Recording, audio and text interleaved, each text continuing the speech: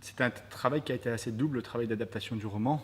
Donc dans Gulliver, il y a deux espaces vraiment. Donc, il y a l'espace du rêve, on va dire l'espace onirique, et l'espace du réel, l'espace naturaliste, qui raconte le retour du docteur Lemuel Gulliver chez lui, après ce premier voyage à Lilliput.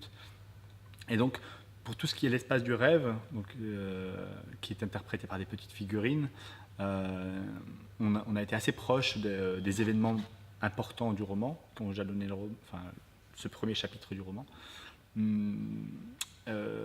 Voilà, en essayant de retranscrire les personnages à la scène, on a changé quelques petites choses, c'est plus un empereur, c'est une impératrice ou des choses comme ça.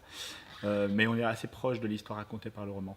Pour ce qui est des scènes naturalistes, donc les scènes dans lesquelles Lemuel Gulliver rentre chez lui et doit raconter pour la première fois à sa famille ce qu'il a vécu, ça s'est fait plus à partir d'improvisation. Justement, on a essayé de se dire, mais qu'est-ce que ce serait que de rentrer et de dire de manière très sérieuse à sa femme, à sa sœur, à son frère, ses parents, ou peu importe, à quelqu'un de sa famille, voilà ce que j'ai vécu, en étant sûr de vraiment l'avoir vécu, et qu'est-ce que ça change dans les rapports familiaux.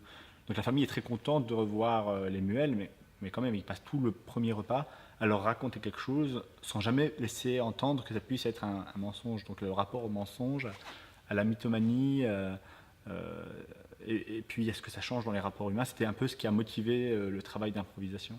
Donc c'est des alternances entre des scènes voilà, très proches du roman, très fidèles au roman, et des scènes rêvées par les acteurs et par l'équipe de mise en scène autour du roman. Qu'est-ce que ce serait le premier retour du docteur Gulliver après son voyage à Lilliput?